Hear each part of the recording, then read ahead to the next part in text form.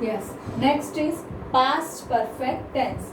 The action or process that has been completed in the past time. For example, formation उसकी क्या रहेगी? Subject plus had plus verb की third form. Had is common for singular and plural. The guest had already taken tea. Had helping verb, taken verb की third form और already इसकी क्या है? Identification. She had never visited Taj Mahal. Never कभी भी नहीं, न पहले और न आज. She had never, had helping verb, visited V3. Never is identification. With conditional sentence type 3. Conditional sentence third type के अंदर किसका यूज होता है? इस टेंस का यूज होता है. It means past perfect tense का यूज होता है. फॉर्मेशन क्या रहेगी? इफ प्लस वर्ब की third form, then remaining part of the sentence would should plus have plus verb की third form. If you had reached the station in time you would have met your friend.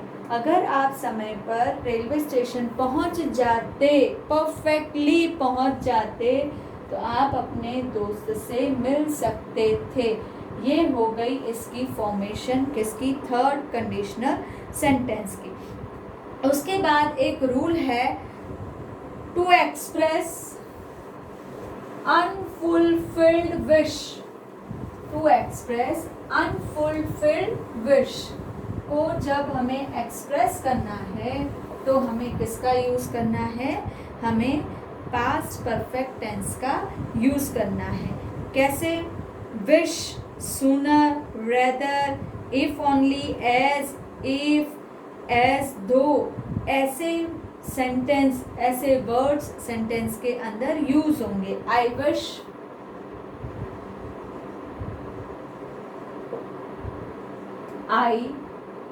I wish, I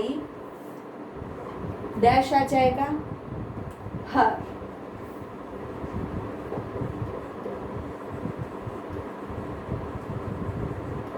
telephone, I wish, unfulfilled है ना?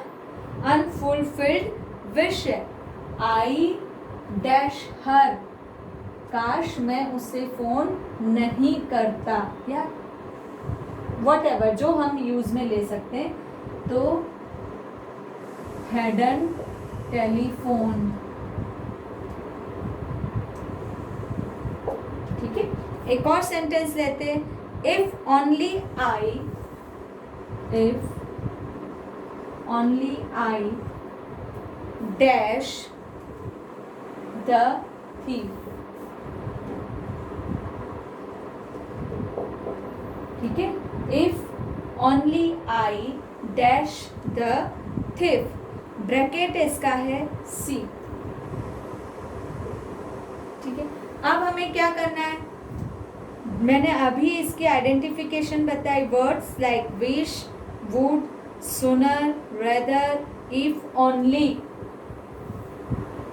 If only आ गया तो हमें आंख बंद करके किसका यूज करना है? Past perfect tense. Had seen the thief. If only I had seen the thief. इस तरह से. उसके बाद एक और रूल है to express an action that started before the other in the past. यानी कि previous action past perfect tense के अंदर आती है. He had been ill for 2 days. He had been ill for past 2 days. Right?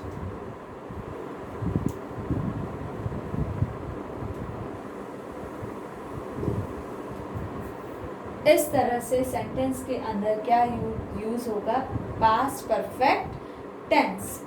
इसके बाद एक और रूल नहीं है, अब हम सीधी इसकी आइडेंटिफिकेशन देख लेते हैं। आइडेंटिफिकेशन एक तो हो गई हमारी already, never, if only, sooner, rather, wish, फिर बिफोर, आफ्टर, ये सारी हमारी क्या हो गई, आइडेंटिफिकेशन। और हमने इस आइडेंटिफिकेशन के अकॉर्डिंग हमने यहाँ पर फिलअप भी सॉल्व कर ली। फिर भी अगर आप चाहते हैं तो एक दो फिलअप हम क्या कर सकते हैं, सॉल्व कर सकते हैं। Before he dash the lawn, before he dash the loan,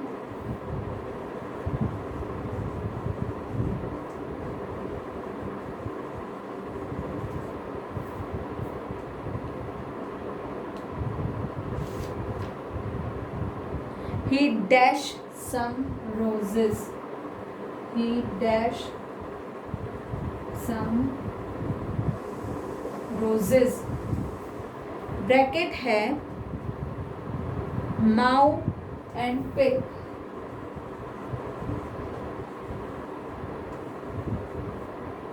Maui and pick, MOW। तो इसका आंसर जो है वो किस में आएगा, पास्ट परफेक्ट टेंस में ही आएगा। लेकिन किस तरह से आएगा, किस तरह से आएगा, इसका आंसर चला जाएगा माउथ एंड हेड पिक। अब देखो कैसे आएगा, MOVED, mouth and head picked. Before he, mouth नहीं होना चाहिए, यहाँ मूव होना चाहिए। Before he moved the loan, loan पे जाने से पहले मूव्ड होगा यहाँ पर, माउथ नहीं। Before he moved the lawn he had picked some roses. इसका एक रूल है, जब आफ्टर बिफोर का हम यूज करते हैं और दो फिलअप अगर होती है सेंटेंस के अंदर, तो एक फिलअप का आंसर V2 में आएगा और एक फिलअप का आंसर हेड प्लस वर्ब की थर्ड फॉर्म में आएगा। तो बिफोर के साथ एक फिलअप का आंसर मूव V2 में आया और दूसरे का आंसर किसमें आया, हेड प्लस वर्ब की थर्ड फॉर्म। अगर ये बिफोर बीच में होता तो आंसर क्या हो जाता, चेंज भी हो सकता था, यहाँ हेड पिक्ड आता और मूव इधर भी आ सकता था। तो ये लिटिल बिट चेंजेस जो हैं वो हमें क्या करने हैं, अच्छी तरह ध्यान से ध्यान रखने। इसके बाद नेक्स्ट जो है वो बहुत इजी रूल है, जो हमने प्रेजेंट परफेक्ट कंटिन्यूस टेंस के अंदर पढ़ा कि प्रेजेंट परफेक्ट कंटिन्यूस और पास्ट परफेक्ट कंटिन्यूस के अंदर ज़्यादा कोई अंतर नहीं है। जब एक्शन पास्ट में स्टार्ट हुई, पास्ट में क्या हो गई, खत्म हो गई। It means subject, then helping verb. कौन सी हेल्पिंग वर्ब आएगी, कौन समझ बताएगा। हेल्पिंग वर्ब आएगी, वॉज वर आएगी या कोई और आएगी, कोई और आएगी ना। हेल्पिंग वर्ब हेड आएगी इधर, हेड प्लस वर्ब की फर्स्ट हेड बीन आएगा, बीन प्लस वर्ब की फर्स्ट फॉर्म में ING, then since, for, all, since for past time reference, past time reference. कैसे past time reference, I was,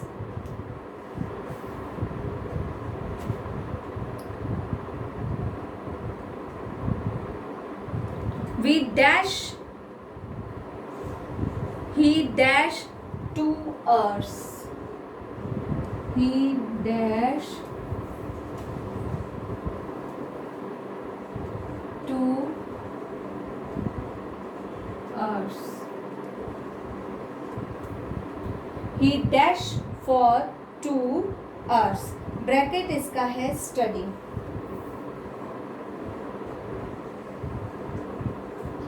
यहाँ पे कोई आइडेंटिफिकेशन आपको नहीं समझ में आएगी, तो हमारा दोनों आंसर यहाँ पे क्या हो गया, राइट हो गया। He has been studying for 2 hours, he had been studying for 2 hours। दोनों सेंटेंस यहाँ पर क्या है, राइट है। अगर सेंटेंस इस तरह से होता, सिंस, नया ही सेंटेंस ले लेते हैं, सबसे बढ़िया। I dash in the park, I dash in the park since yesterday,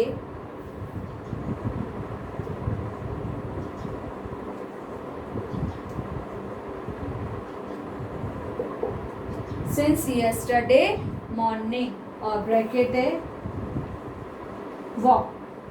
तो क्या है यहाँ पर, I dash in the park since yesterday, past time reference.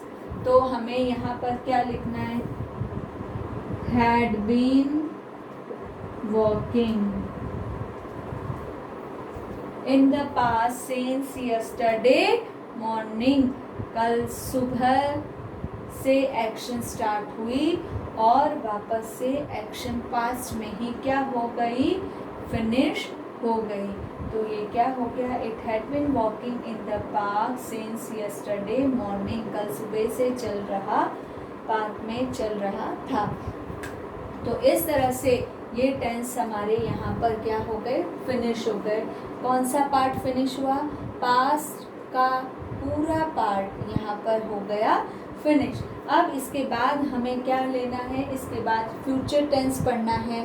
वो हम क्या करेंगे, बाद में पढ़ते हैं। पहले इतना प्रेजेंट और पास्ट को क्लियर कर लें, उसके बाद फ्यूचर टेंस की ओर मूव करेंगे। तो ये एक बार फिर से अपनी कॉपी में जिसने नहीं लिखा है वो लिख लें, ताकि यहाँ तक अपना वर्क कंप्लीट हो जाए।